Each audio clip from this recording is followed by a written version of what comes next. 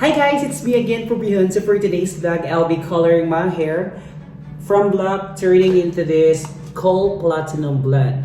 So first is we need to bleach my hair because it's black so that we can achieve the perfect result.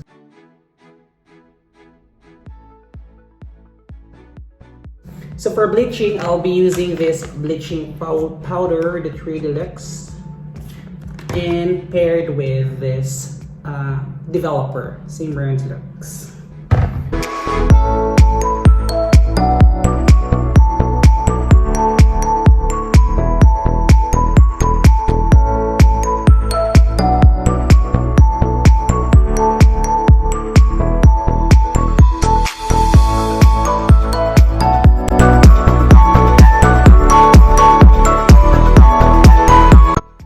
I think it's ready. Oh my god, let's start na!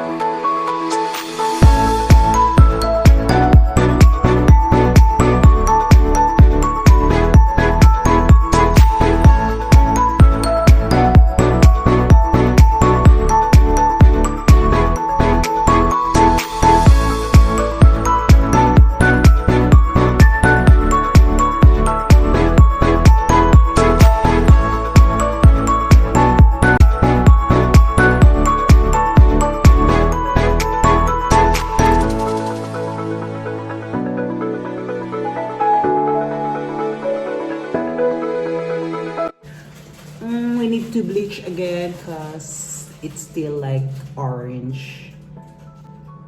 We need to make like light yellow, same like the banana color. So let's do these now.